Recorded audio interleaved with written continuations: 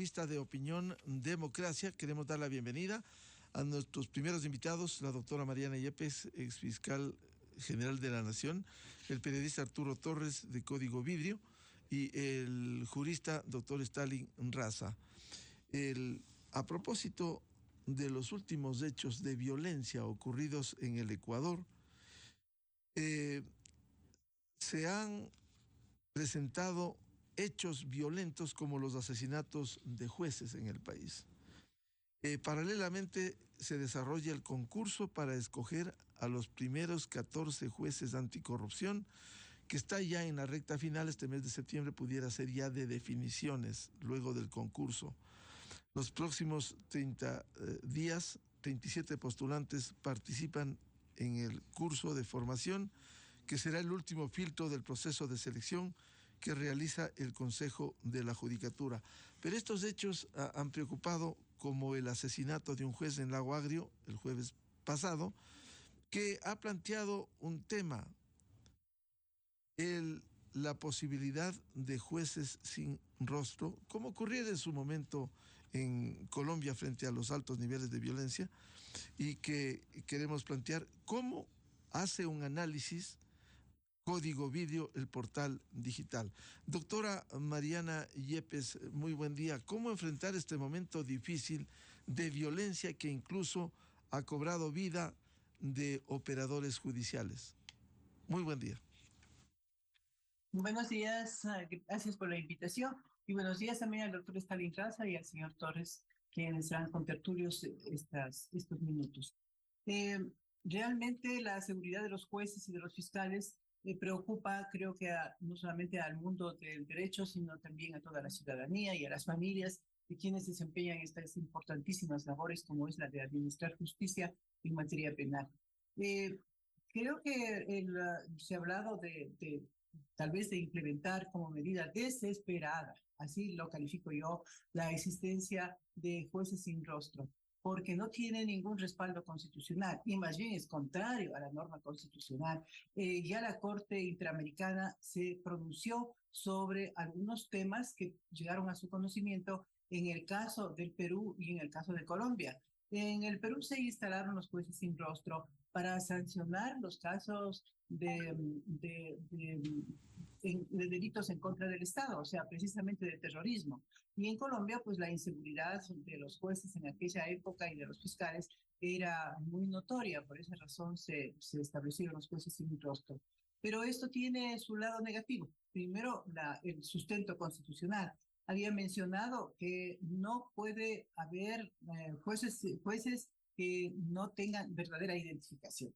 Eso es lo fundamental. Se estaría violando la Constitución. Habría que reformar primeramente entonces este cuerpo normativo básico de la legislación ecuatoriana para que pueda tener cabida un juez sin rostro. ¿Por qué digo eso? Porque existe un principio que se llama de legalidad. Rompería ese esquema. Las personas tenemos derecho, todas las personas tenemos derecho a conocer al juez que nos va a juzgar. Además, no olvidemos que estamos en un sistema plenamente oral. Entonces, si es que al juez no se le ve, pero sí se escuchará su voz y podría ser identificado. En Colombia tenía otra especialidad, otra particularidad, digamos, que los jueces tenían distorsionada la voz, o sea, eran totalmente contrarios a la práctica de los derechos fundamentales. Yo creo que en este caso se estaría contraponiendo la seguridad de los jueces y fiscales frente a los derechos de los procesados. Y también, digamos, de las víctimas, porque no solamente es una secretud del juzgador frente a los procesados o investigados, sino también para aquellas personas que han sufrido a consecuencia de los delitos. También habría que pensar que no solamente serían los jueces de primera instancia, sino también los tribunales que conocen ya la etapa del juicio y también las cortes. O sea, que habría una cadena de jueces sin rostro. ¿Y qué decir de los fiscales? Que aquellos que están en contacto con el delincuente, aquellos que conforman prácticamente la base del proceso penal con la investigación, aquellos que están junto al delito, junto a las huellas, junto a los delincuentes. Y es bastante complicado, porque tiene que hacerse investigaciones, no solamente.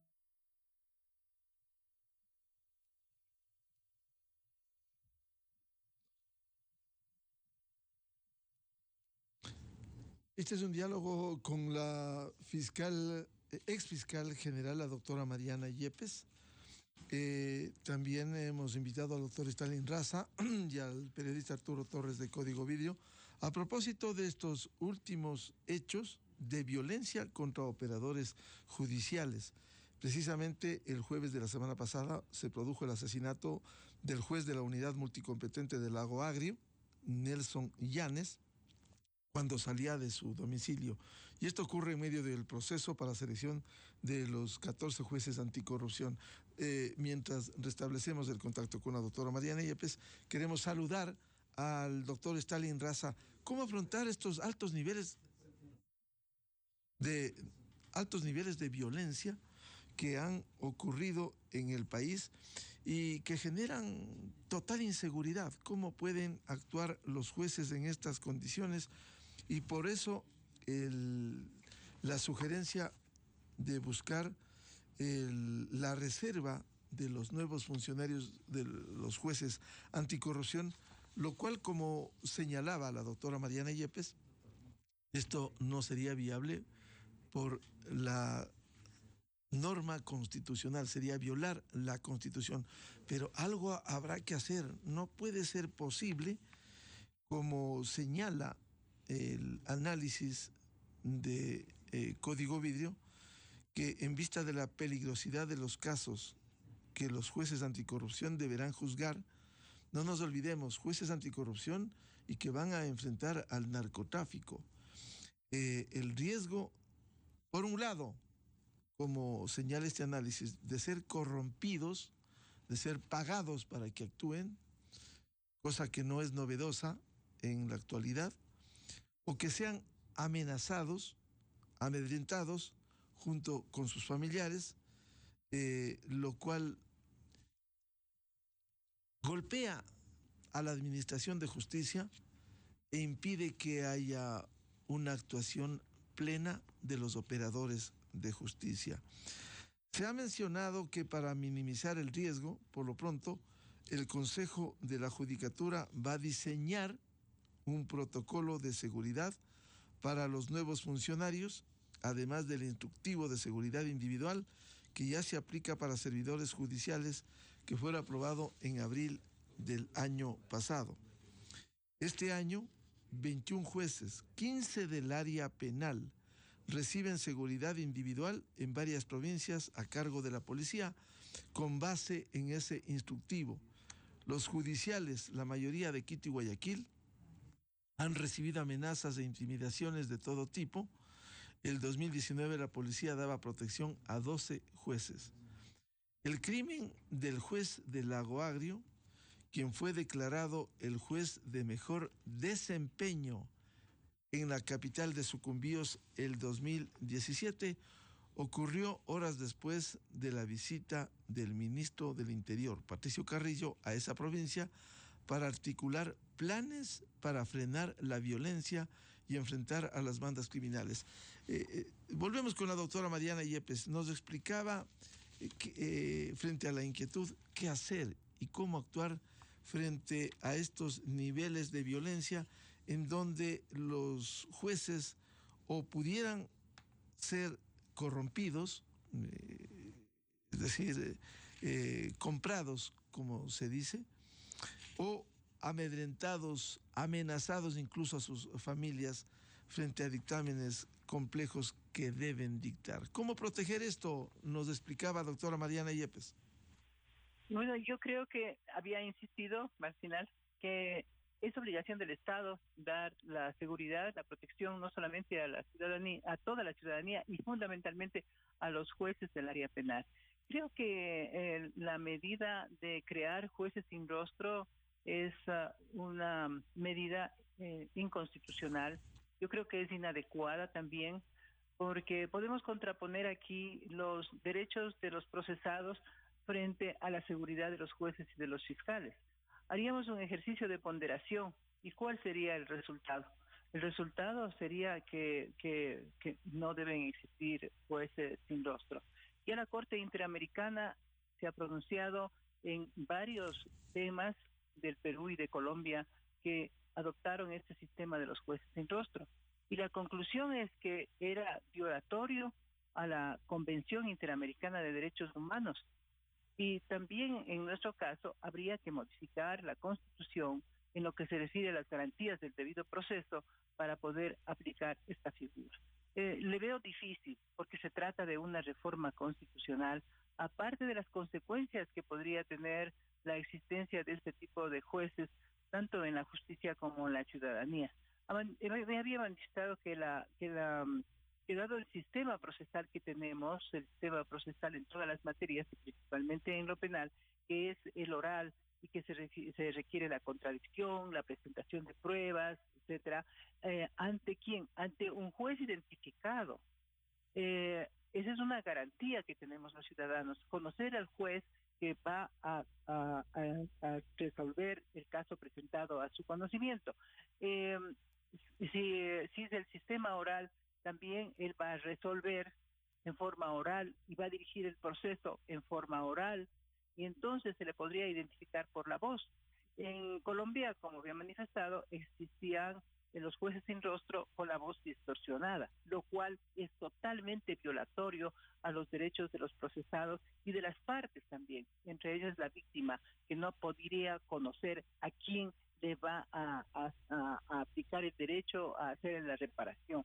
Entonces, habría que pensar primeramente en modificar la Constitución y después tendría que modificar las leyes penales, el Código Orgánico de la Función Judicial. O sea, sería un largo y difícil camino de consecuencias impredecibles. Yo creo que es el Estado el que debe preocuparse de dar la seguridad a los jueces y a los fiscales. Además, habría una cadena de funcionarios que deben estar protegidos.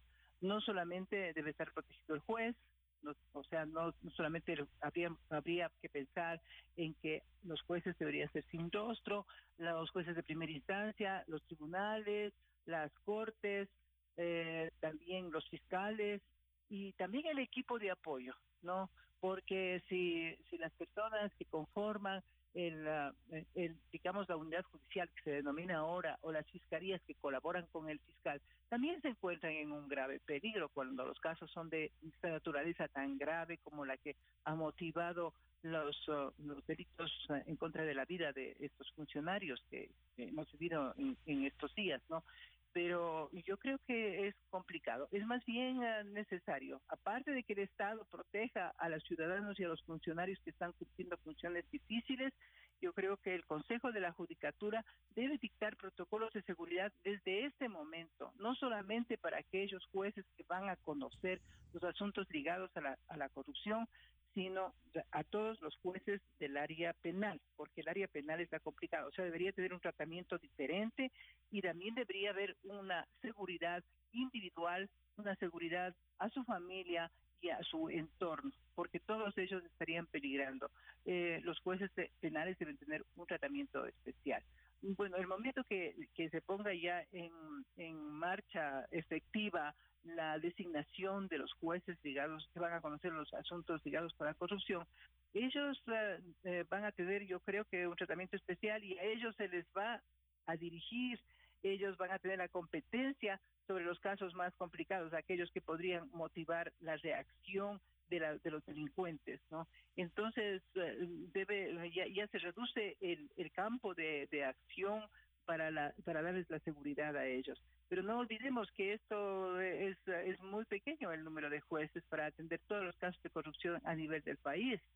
Entonces, solamente por el momento funcionarían y deberíamos pensar en que el Consejo de la Judicatura debe crear nuevos jueces, debe crear nuevas judicaturas en esta materia. Pero el momento que estamos viviendo con el Consejo de la Judicatura es un momento muy delicado, ¿no? Y entonces me temo también que el poner en marcha a las unidades judiciales, a las judicaturas, más bien dicho, que van a hacer los delitos relacionados con la corrupción, podría tener quizás una demora o influiría la situación actual que está viviendo el Consejo en que se ponga en marcha debidamente con todos los protocolos, con todas las seguridades, con todos los lineamientos que deben funcionar estas nuevas unidades. Bien, quiero dar la bienvenida al doctor Stalin Raza, jurista. ¿Cómo ve esta situación, este dilema entre proteger adecuadamente a los jueces, a los operadores judiciales y el planteamiento como se experimentara en Colombia, en Perú, los jueces sin rostro, es decir, que se mantenga en total reserva la identidad del juez y se pueda actuar?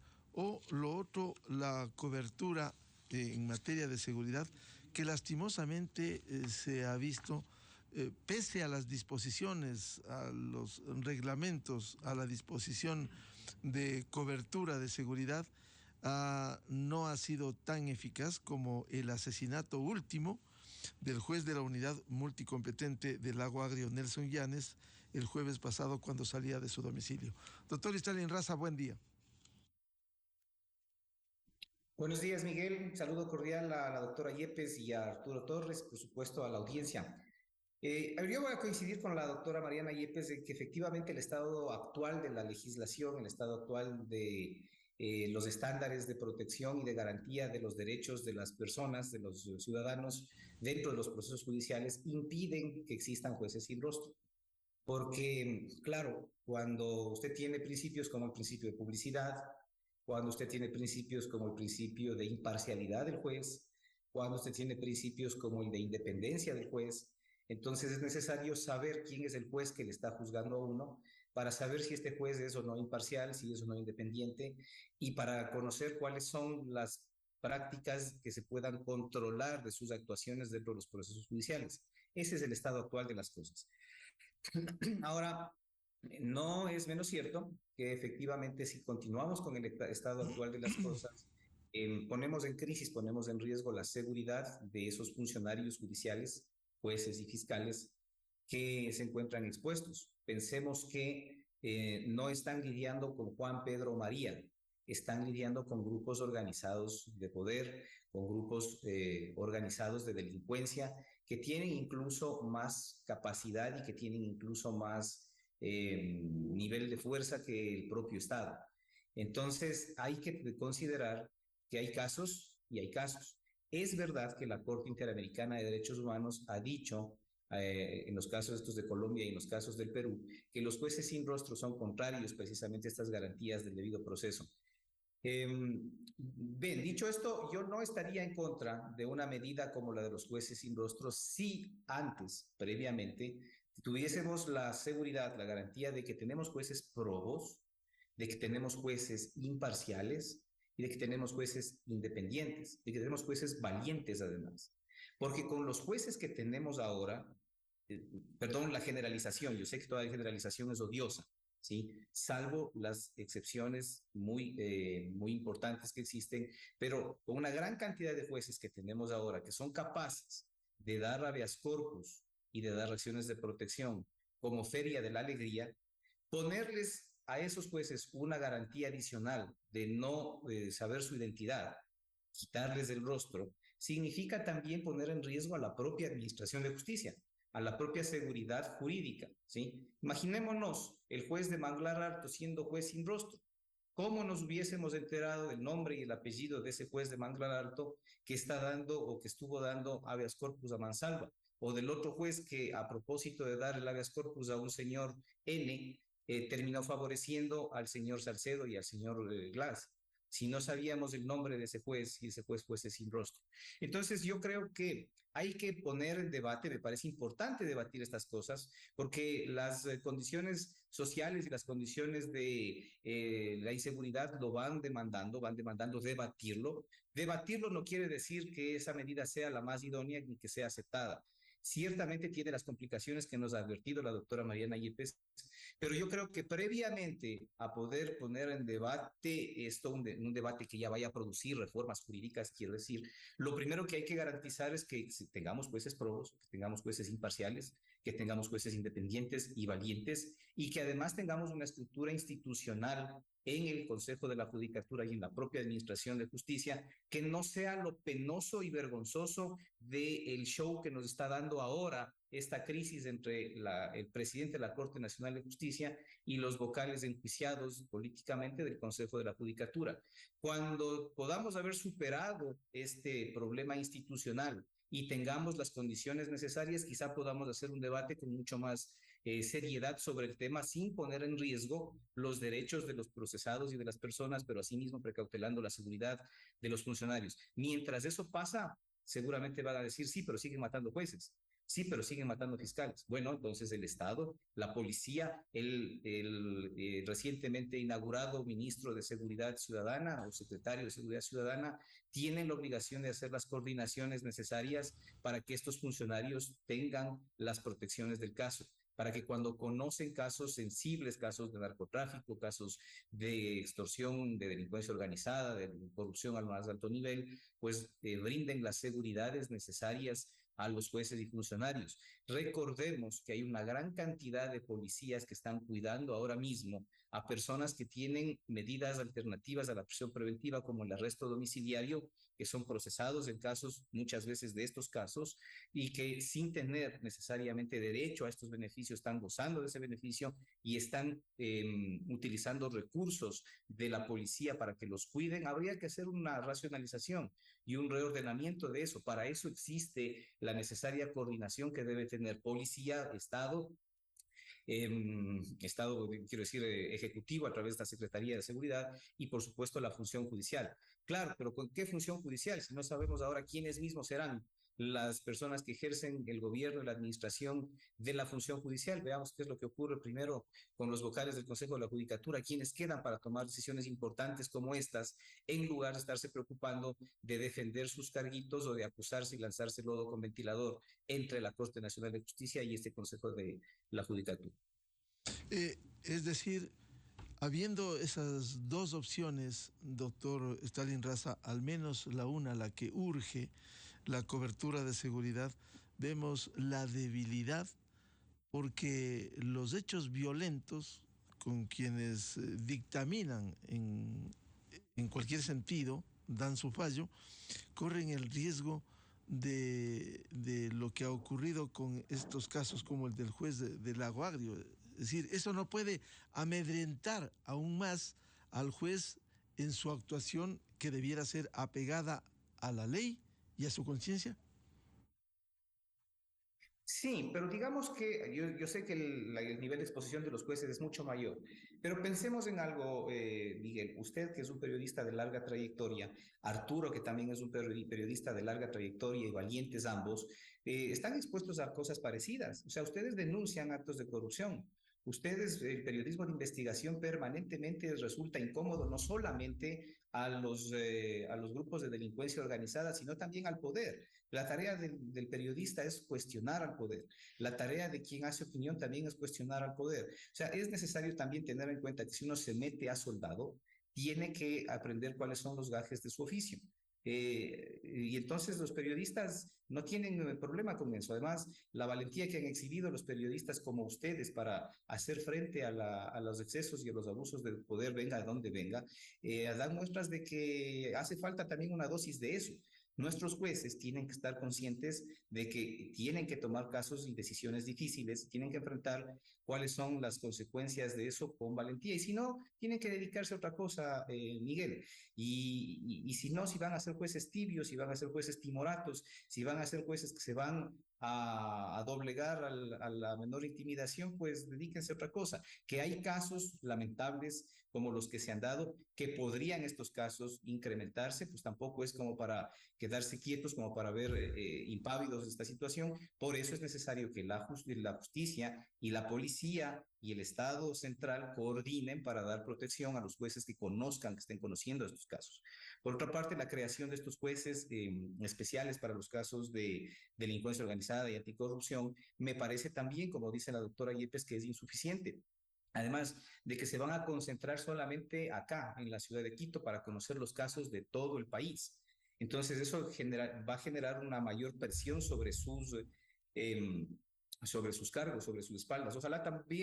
Em, ojalá tampoco ellos estén sujetos a conocer las garantías jurisdiccionales, ¿no? Porque la regla es que todos los jueces de primer nivel pueden conocer las garantías jurisdiccionales, los habeas corpus, las acciones de protección, los habeas data. Si además de la carga de trabajo importante que van a tener estos jueces, tienen también que dedicar una buena parte de su carga laboral y de su tiempo a conocer estas acciones, pues vamos a ver que esas tareas se diluyen y podemos tener estos riesgos. Un juez de anticorrupción, que eventualmente, si llegara a prosperar la idea de que sea un juez sin rostro, tiene que juzgar tanto a los líderes o a los involucrados de las bandas estas que hoy amenazan al país, pero también tiene que conocer los casos de habeas corpus de personajes políticos o acciones de protección de personajes políticos y de funcionarios que quieren mantenerse en sus funciones. Sin rostro estos jueces es un poco riesgoso, bastante delicado, diría yo. Así que de inmediato la policía tiene que articular los mecanismos necesarios para proteger a los jueces que este momento mismo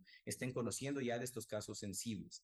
Para eso tiene que hacer protocolos y aparatos de seguridad. Los policías tienen formación en seguridad, los policías saben cómo hacer estos protocolos de seguridad, pues tienen que ejecutarlos.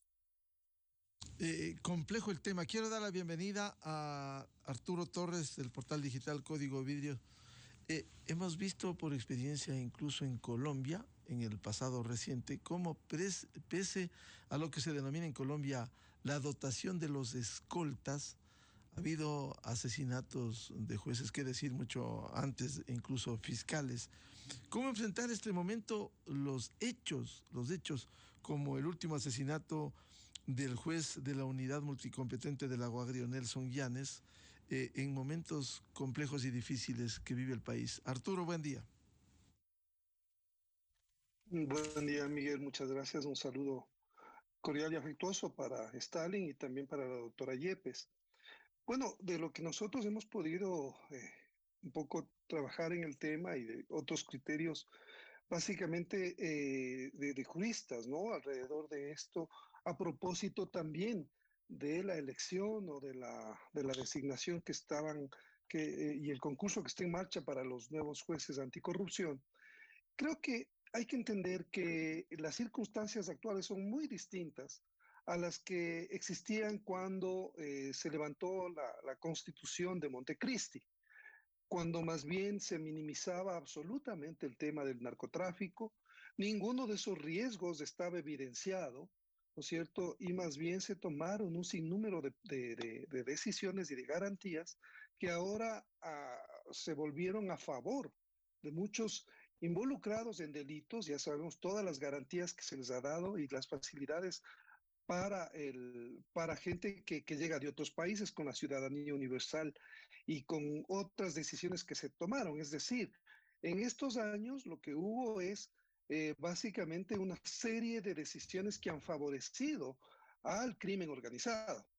Y me parece que es importante que cuando se legisla, y de esto saben mucho más que yo, Stalin y la doctora Yepes, se legisla en función de una realidad, ¿no es cierto? Y de cosas que van sucediendo, porque la legislación siempre está cambiándose, no hay una legislación fija, y en función precisamente de garantizar, creo yo, el bien mayor que es la seguridad de la colectividad y de la sociedad en su conjunto. Entonces, sí creo que hay que considerar eso para entender que estamos enfrentando un nuevo momento en el país y que ha sido desbordado en el sentido de que legislación, tanto a nivel de normas como de leyes, ha quedado desbordada y es insuficiente para enfrentar las circunstancias que vivimos y que nos pone frente a una amenaza del narcotráfico, que es una transnacional, que ahora tiene clústeres que trabajan y operan en el Ecuador, y cambiaron la realidad en el sentido en que hay una serie de ataques que están causando víctimas colaterales, ¿no es cierto? Población civil ya cae en estos ataques indiscriminados entre bandas por las disputas de territorios, y también funcionarios públicos han sido asesinados sin que desde la fuerza pública exista la posibilidad de protegerlos. Entonces, yo creo que sí estamos frente a otro momento y frente a otro momento es cuando se tiene que analizar la posibilidad, según los criterios que se han expresado, eh, eh, para precisamente garantizarle al ciudadano y a la colectividad que tenga el derecho a que quienes cometen esos crímenes reciban sanciones acordes a la legislación. La pregunta es, la legislación actual ya no está, ¿no es cierto?, en función de lo que ocurre actualmente para poder frenar y enfrentar de una manera mucho más eficaz a estas organizaciones criminales.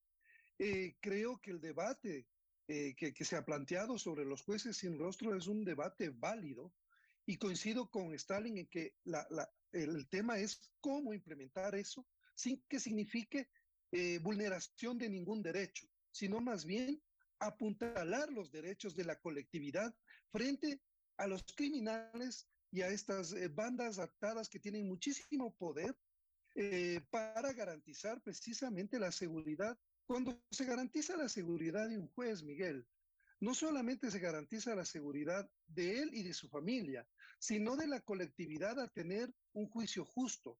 Entonces yo retomo también las palabras de Stalin en el sentido en que, claro, necesitamos jueces probos, necesitamos jueces que realmente estén capacitados para ejercer las funciones para las que se les está encomendando, que son casos muy, muy delicados y muy complejos. Y este es un problema de fondo, ¿no es cierto? Que hemos visto que se ha evidenciado los últimos años con el abuso de los recursos de habeas corpus, en fin, todos estos, las acciones de protección.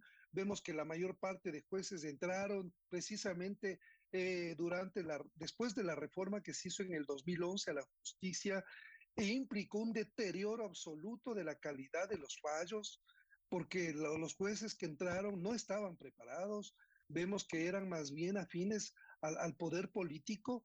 Entonces, creo que todo esto debe ser revisado, Miguel. O sea, hay una nueva realidad y tiene que debatirse el tema, porque las condiciones han cambiado y eso me parece importante para ponerlo sobre la mesa y ver cuáles son precisamente las mejores decisiones que se deben tomar para enfrentar toda esta nueva lógica criminal que nos afecta a todos y necesitamos evidentemente tomar decisiones que a mediano y largo plazo puedan tratar de revertir esta situación. Arturo, como bien señala en su análisis, de no tomarse estas medidas, pudiera haberse afectado la correcta administración de justicia, ya sea por miedo o sea también por corrupción que pudiera presumirse ocurre en unos casos con los jueces.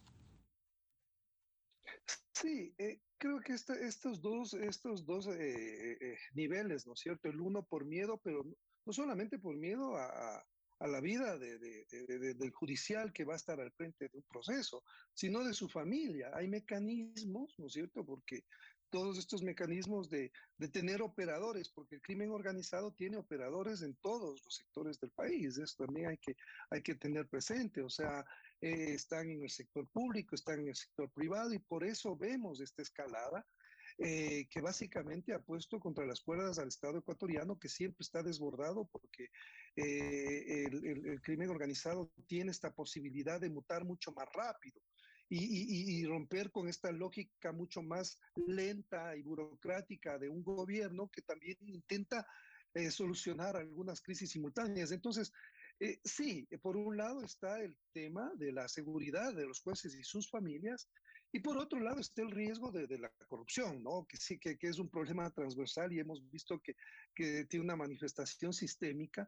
Entonces, me parece que por esas consideraciones es que precisamente lo que debemos entender es que las medidas que actualmente existen para proteger a los jueces, porque si hay un instructivo, sí hay protocolos y de hecho lo que mencionaba también Stalin sobre cómo hay jueces ya que reciben protección, hay 21 jueces actualmente que reciben protección de la policía, pero es nuevamente endilgarle a la policía algo que tiene que estar establecido como en el sistema judicial. O sea, no solamente en un momento dado va a tener que este sistema amparar a muchos más jueces. Entonces, yo no sé si habrá tantos policías creo que hay más de 1000 policías actualmente destinados a dar protección a funcionarios públicos. Entonces, y a autoridades del gobierno. Y yo no creo que sea una cuestión de más policías, de dar más seguridad a través de la policía, porque no olvidemos además que la policía también está infiltrada por el crimen organizado.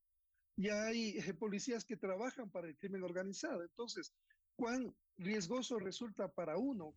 A mí cuando han existido amenazas en mi contra y me han ofrecido, porque yo he puesto las alertas y he hecho denuncias, me han dicho, bueno, en su caso se puede activar la seguridad, se puede pensar en, porque usted es una persona que esté en riesgo, mandar una personal de seguridad para que esté con usted y pueda darle protección. Y yo les he dicho, no, no, no, muchas gracias.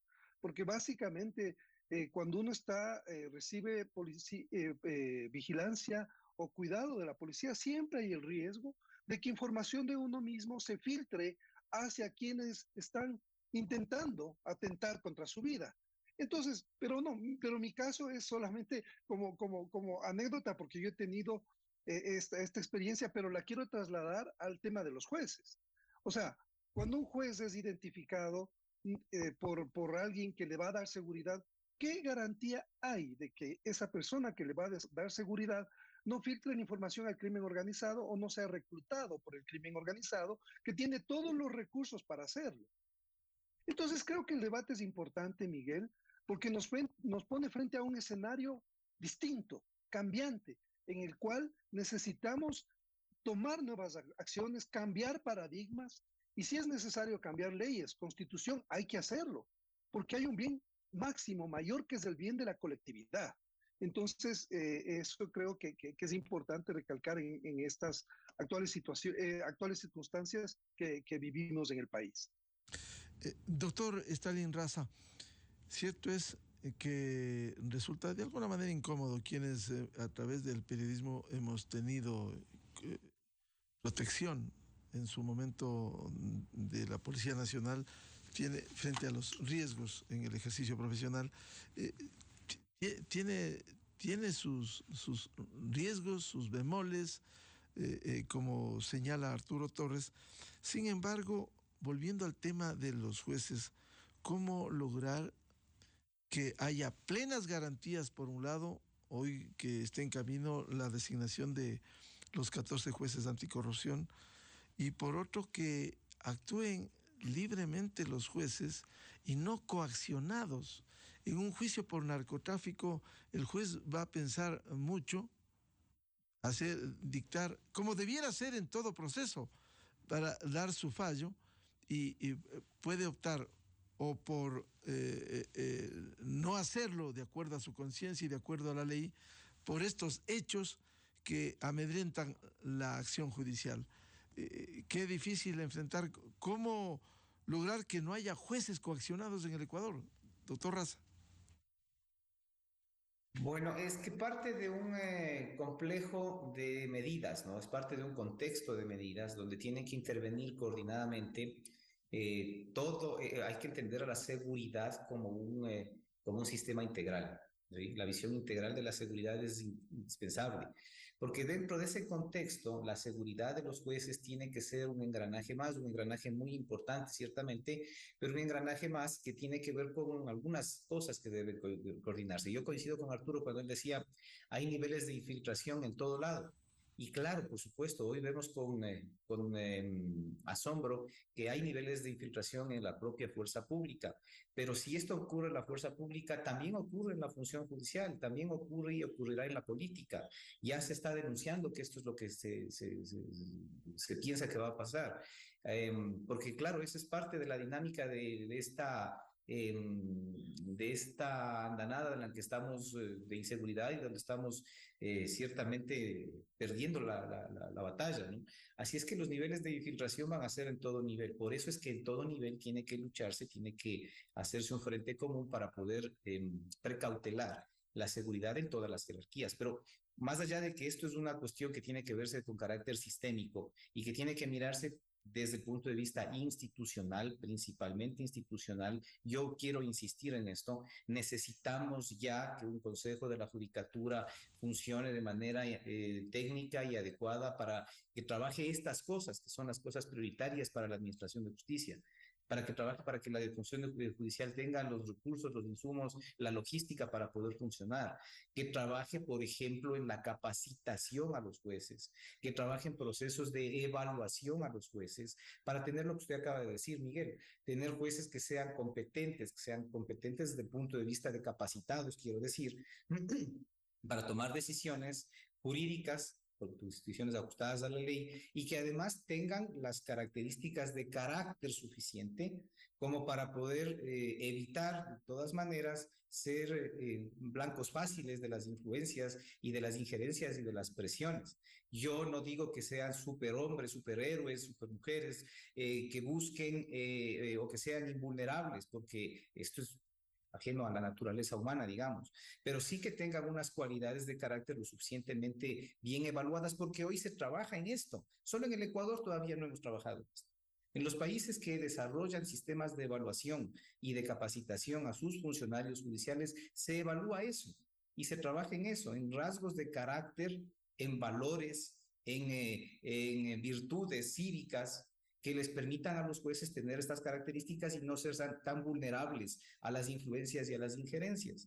Pero si usted ve que hoy hay un juez que porque le toca la época de un gobierno falla a favor de los intereses de ese gobierno y cuando viene otro gobierno cambia como veleta y falla a favor de los intereses de ese otro gobierno y no falla nunca en cualquier caso conforme a la ley y a la Constitución y a la jurisprudencia internacional, pues entonces uno dice, ese tipo de jueces, si además les ponemos protecciones especiales, tenemos a una amenaza verdadera, porque además pueden ser perfectamente, así como han demostrado ser vulnerables a los poderes políticos, pueden ser vulnerables a cualquier otro tipo de poder, al poder económico o a la misma coacción por amenazas que se pueda dar desde otros niveles. Entonces hay que trabajar en todo este complejo de cosas y yo sí creo, como lo dice Arturo, que es un debate necesario y válido, que se inscribe dentro de un complejo de cosas que tienen que hacerse. Lidiar contra la situación de inseguridad que tenemos ahora no se soluciona con parches aislados y con paños de agua tibia, se soluciona viendo el contexto de medidas que tienen que tomarse. Dentro de esas, poner en discusión temas como estos. Yo no le corro, no me asusto, no pienso que porque se propone una cosa de estas, las personas que lo proponen están conspirando en contra del sistema constitucional ni en contra del sistema interamericano de derechos humanos. No, no. Sí, precisamente el cambio de las circunstancias es una de las razones legítimas de por qué tienen que cambiarse las legislaciones. Y eso necesita debate serio, ¿no? No debate movido solamente por la coyuntura. Arturo Torres, ¿cómo lograr desde la visión del ejercicio periodístico, la investigación periodística, jueces que no actúen coaccionados y que durante los últimos tiempos se ha evidenciado por sus fallos en el Ecuador? Sí, Miguel, creo que ese es un tema importante porque frente de alguna manera lo que ha pasado desde hace más de una década es, es una situación compleja para la prensa, en el sentido en que hemos tenido que asumir papeles que en algún momento debían asumir eficientemente las autoridades, es decir, de vigilar procesos o de vigilar que se cumplan de manera eficaz, por ejemplo, el tema de que se identifiquen patrones de corrupción en la administración de justicia y más allá de eso, es decir, el periodismo siempre va a estar para mover piedras y sacar esos secretos incómodos que le molestan al poder y el deber de las autoridades es precisamente actuar frente a eso, tomar decisiones para que eso se corrija en bien de la comunidad. Creo que en estos casos lo que se pretende siempre en la prensa ecuatoriana es mostrar precisamente esas debilidades donde el Estado se ha mostrado débil, se ha mostrado desbordado por esta nueva lógica criminal y todavía no, lastimosamente, no vemos señales de que se esté revirtiendo adecuadamente la tendencia en la que vivimos de inseguridad. Estamos cerca de con 15 puntos o el porcentaje de muertes por 100.000 habitantes es de 15, es decir, pasamos en más o menos 5 años duplicamos ese porcentaje, lo que nos pone entre los países de mayor inseguridad, junto también a Chile y también a México. Entonces, este panorama, Miguel, le pone también a la prensa en el medio, porque veamos, en México hasta el momento han sido ejecutados 15 periodistas en lo que va del año, y un Estado que más bien se pone en una confrontación abierta contra los periodistas. El presidente López Obrador no ha tenido ningún reparo ni ninguna dificultad en atacar sistemáticamente a los periodistas, que son los que están, las víctimas que están cayendo directamente por precisamente denunciar toda la penetración del narcotráfico en México. Entonces, esta situación ya vimos que hace más o menos también hubo la muerte. Obviamente creo que tiene otras connotaciones de un periodista que luego se metió a la política y fue asesinado. Entonces, ahora los blancos del crimen organizado eh, pasan desde funcionarios públicos hasta cualquier persona, incluso periodistas. Entonces, y tampoco hay que olvidar, Miguel, que las primeras víctimas de esta nueva etapa que evidenció la penetración del crimen organizado fueron precisamente los periodistas del comercio. En el 2018, cuando vimos que el Frente Oliver Sinisterra, ¿no es cierto?, empezó esta escalada de ataques en la frontera que arrancó con este estallido de un coche bomba en el cuartel policial de San Lorenzo, y luego generó toda una crisis.